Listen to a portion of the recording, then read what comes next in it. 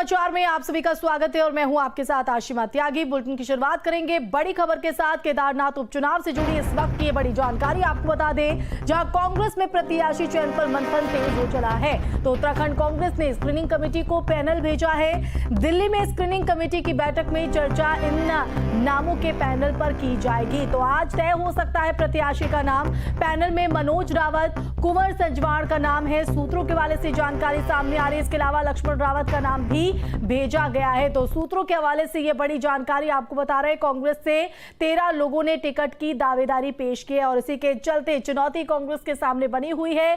तो कांग्रेस में प्रत्याशी चयन की प्रक्रिया लंबी खिंचती जा रही है, क्योंकि फेहरिस्त जो है नामों की काफी ज्यादा लंबी है। दावेदारी जो है वो कई लोगों की तरफ से पेश की गई है। तो अब आला कमान की तरफ से इस पर आखिरी मुहर लगनी है। तो दिल्ली में स्क्रीनिंग कमेटी की बैठक में चर्चा होगी। बिल्कुल तैयारी है और हमारे जो चतुर्भुज नेतृत्व है, श्री करण मेहरा, श्री प्रीतम सिंह, गणेश गोदियाल, श्री यशपाल, वो बातचीत कर चुके हैं और एक राय हैं। और हमारा उम्मीदवार बस केवल हम भाजपा की पोल खोलना चाहते हैं, क्योंकि भाजपा बड़ी बड़ी बातें करती थी लेकिन एक उम्मीदवार नहीं दे पा रही। तो देखिए, आप हरीश रावत को यहाँ पर सुन रहे थे। सीधे तौर पर उन्होंने कहा है कि प्रत्याशी का जो नाम है उसका चयन यहाँ पर अब आज जो कमेटी की बैठक होगी उसमें चर्चा कर ली जाएगी। तो कांग्रेस में प्रत्याशी चयन की जो प्रक्रिया है वो लंबी खिंचती जा रही है। इस संबंध में भेजे गए पर्यवेक्षक दल की रिपोर्ट के बाद उपजे विवाद पर विराम लगाते हुए आलाकमान ने प्रदेश कांग्रेस कमेटी से ही नामों का पैनल मांगा है, जो पीसीसी ने भेज दिया है। केदारनाथ उपचुनाव में जल्द कांग्रेस प्रत्याशी की घोषणा हो सकती है। पार्टी अंतिम तिथि से एक दिन पहले 28 अक्टूबर तक नामांकन की तैयारी कर रही है और माना जा रहा है कि आज जो तस्वीर है वो कांग्रेस की तरफ से इस सीट पर क्लियर हो सकती है। तो कांग्रेस से 13 लोगों ने टिकट की दावेदारी पेश की है, जिसके चलते ये फेहरिस्त काफी लंबी है और यही वजह है कि लगातार जो प्रत्याशियों का नाम का मंथन है वो यहाँ पर लंबा खिंचते हुए। हालांकि जिस तरह से बीते दिन भी हमने देखा था कि उत्तराखंड से लेकर दिल्ली में हलचल तेज देखी गई थी, इसके जरिए कहीं ना कहीं ये भी दिखाने की कोशिश की जा रही कि पार्टी के अंदर सब कुछ ऑल इज वेल है। गणेश गोदियाल को केदारनाथ उपचुनाव का मुख्य पर्यवेक्षक की भूमिका दी गई थी और तभी से करण मारा और गोदियाल के बीच दूरी बढ़ती जा रही थी, जिसका जिक्र हरीश रावत ने भी यहां पर किया है कि पार्टी में सब कुछ ठीक है।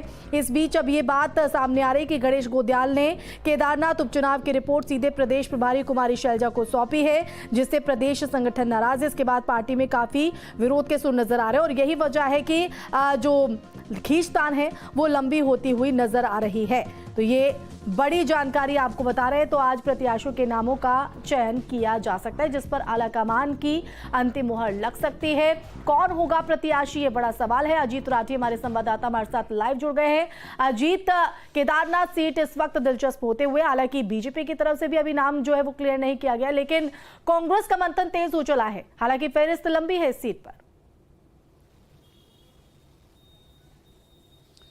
देखिए, राजनीतिक गलियारों की चर्चाओं पर अगर हम विश्वास करते हैं तो दोनों दलों में नाम लगभग फाइनल हो चुके हैं और एक अंतिम मोहर लगना बाकी है। घोषणा हो जाएगी। घोषणा होने के बाद जो चुनाव की आगे की तैयारियां वो आगे की तरफ बढ़ेगी। फिलहाल अगर हम कांग्रेस की बात करते हैं तो ठीक है, टॉप लीडरशिप में यहाँ पर मनमुटाव जरूर है, असहमति है प्रत्याशी को लेकर के, कुछ और मुद्दों को लेकर के प्रत्याशी हैं, कुछ प्रभारी और प्रदेश संगठन के बीच में दूरियां और तनातनी दिख रही हैं, उसको लेकर के जो यहाँ पर तनाव बना हुआ है। लेकिन वहाँ पर जो 2-3-4 नाम गए हैं, जितने भी नाम कांग्रेस ने भेजे हैं, तो उनमें 2-3 नाम ही मुख्य तौर पर लिए जा सकते हैं। जैसे केदारनाथ से 2017 में विधायक चुने गए थे मनोज रावत, उनका नाम सबसे ऊपर आ रहा है। इसके बाद जिला अध्यक्ष हैं कुंवर सिंह सजवाण, जो कांग्रेस के जिला अध्यक्ष हैं, उनका भी नाम काफ़ी प्रबलता के साथ चल रहा है।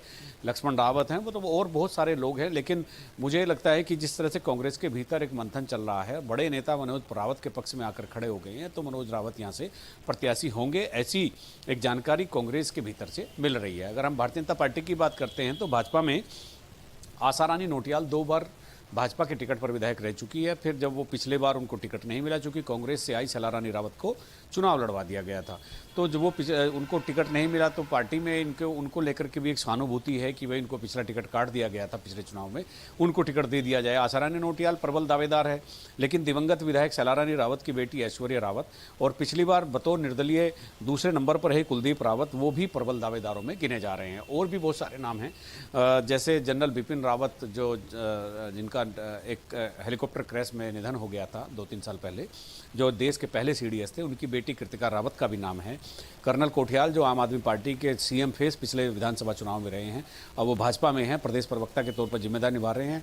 केदारनाथ में आपदा के दौरान उन्होंने अच्छा काम किया, वो भी, उनका नाम भी पैनल में गया है। लेकिन फिर भी सब नामों का विश्लेषण करने के बाद आशारानी नोटियाल का नाम अभी भी सबसे ऊपर आ रहा है।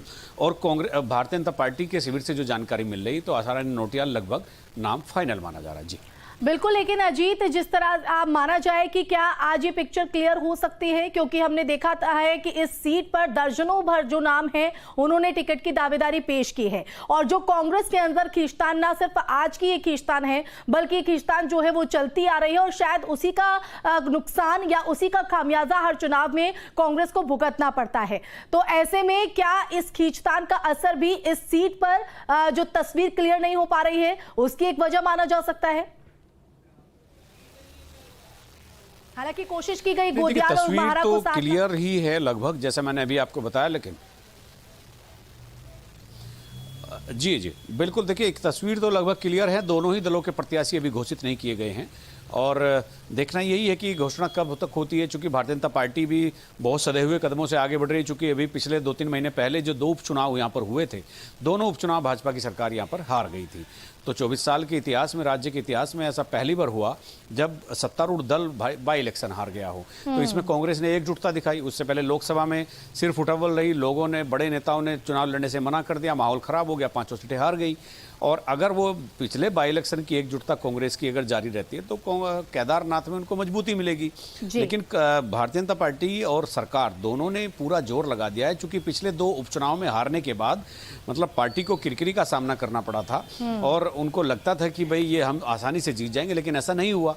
तो दोनों तरफ से पूरी जोर आजमाइश हो रही है। जी चलिए, आप नजर बनाए रखिएगा इस हलचल को लेकर। फिलहाल बहुत शुक्रिया तमाम जानकारी देने के लिए। बढ़ते आगे, पौड़ी जिले के नयार घाटी में नयार फेस्टिवल का विधिवत समापन हो गया। पर्यटन को बढ़ावा देने की मकसद से जिले में आयोजित हुए नयार फेस्टिवल में सूबे के पर्यटन मंत्री नदारत दिखाई दी। ये कोई पहला मौका नहीं है जब पर्यटन मंत्री सतपाल महाराज अपने ही विभाग की तरफ से आयोजित कार्यक्रम में शिरकत करते हुए नजर नहीं आए।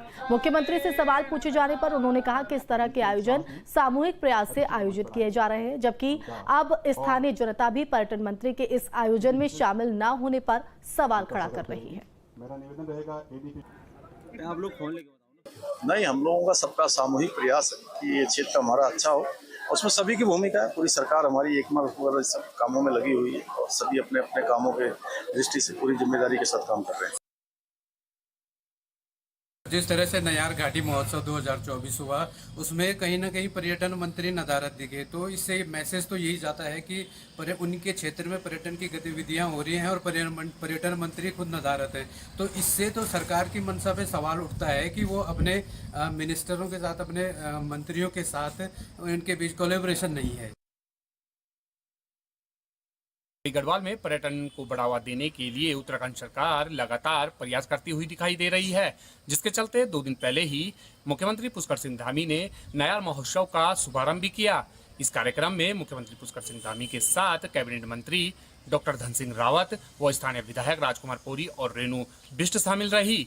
लेकिन कैबिनेट मंत्री सतपाल महाराज इस कार्यक्रम से नदारत नजर आए। जब मीडिया कर्मियों ने उनसे ये सवाल किया तो उन्होंने हंसकर जवाब देते हुए कहा कि ये सब सामूहिक प्रयास हैं और उत्तराखंड सरकार पर्यटन को बढ़ावा देने के लिए आगे भी इसी तरह कार्य करती रहेगी। सोचने वाला विषय जरूर है कि मंत्री, जो कैबिनेट मंत्री हैं, पर्यटन मंत्री हैं सतपाल महाराज, उन पर ये बड़ी जिम्मेदारी है कि उत्तराखंड में पर्यटन को बढ़ावा देने के लिए लगातार प्रयास किए जाएं, लेकिन वो ऐसे प्रोग्रामों से खुद ही नदारत नजर आ रहे हैं। और गढ़वाल से न्यूज स्टेट के लिए मैं कुलदीप बिष्ट। वहीं पहाड़ों में जंगली जानवरों के आतंक